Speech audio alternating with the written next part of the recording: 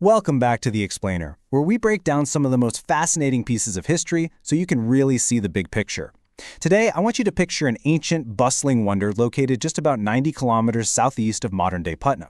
We are going way back, over 1,500 years, to an era where the exchange of ideas was quite literally the ultimate currency.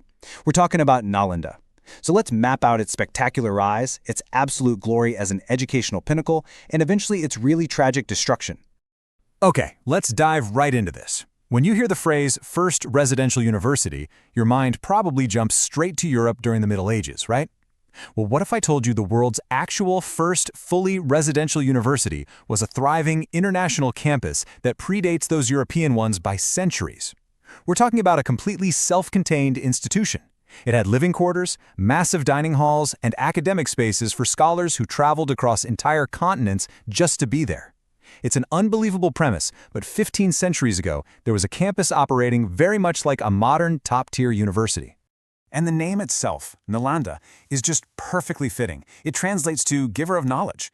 It was established way back in the 5th century CE by Gupta I of the great Gupta Empire. But what's really fascinating about where they built it is that this wasn't just some random plot of land. This region was already deeply sacred.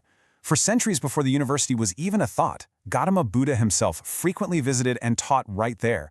So they literally built this university on grounds that were already legendary for spiritual and intellectual enlightenment. 10,000. Just let that sink in for a second. That is the mind-boggling scale of the student body at Nalanda during its peak. Try to imagine the logistics of that in the ancient world. And these were not just local kids. Scholars endured these grueling, dangerous journeys of thousands of kilometers. They crossed mountains and deserts from China, Korea, Tibet, Sri Lanka, and all over Southeast Asia. Remember, there are no airplanes or trains here. They made these monumental treks for one reason and one reason only: to be part of the greatest intellectual hub on Earth. Now, to support a massive student body like that, they had 2,000 teachers on staff. That creates an astonishing student-to-teacher ratio of 5-to-1. Honestly, that's a ratio today's most elite, incredibly expensive universities would brag about. But here is the craziest part. Nalanda wasn't expensive at all. In fact, your education, your food, and your accommodation all provided completely free of charge. This was totally funded through royal patronage and generous donations.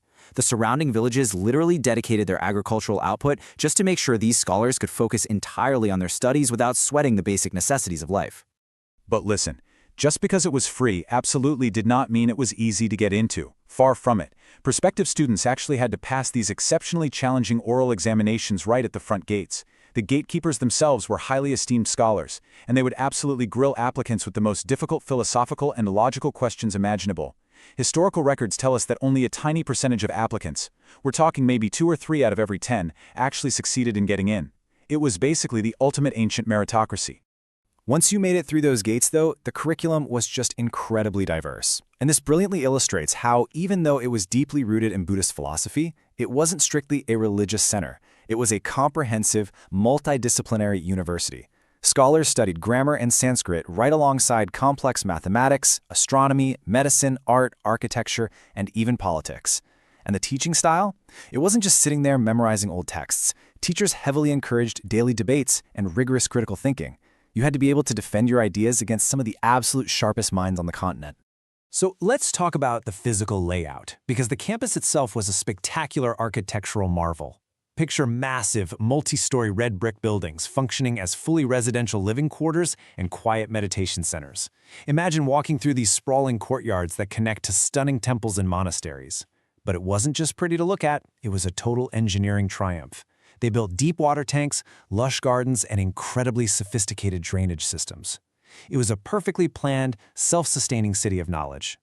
Now you might be wondering, how do we know all these specific details? Well, much of what we know comes from the first-hand accounts of the people who traveled there. Take the famous 7th century Chinese monk Xuanzang, for example. He described it as an enormous institution where brilliant scholars engaged in daily debates. His extremely detailed travel diaries, along with those of another Chinese monk named Yi Jing, are like gold to historians. Xuanzang was actually so respected that he eventually became a teacher there himself. These guys painstakingly documented the high academic standards, the layout of the buildings, and just the vibrant, pulsing energy of the whole place. And where did all those brilliant scholars actually go to do their research? The legendary Library of Nalanda. Now, don't just picture a big room. This was a sprawling complex housing literally hundreds of thousands of handwritten manuscripts. Think about the sheer volume of human knowledge preserved in one spot. Scholars painstakingly hand-copied texts on religion, science, math, history, and philosophy. It was, without a doubt, one of the greatest repositories of human knowledge in the ancient world, meticulously guarding the collective wisdom of entire generations. But, as we see so often in history, golden ages are incredibly difficult to sustain. Nalanda had its founding in the 5th century, hit this magnificent international peak around the 7th century, and stood strong for nearly 700 years. That is a massive run. However, as we inch closer to the 12th century, political instability started creeping in.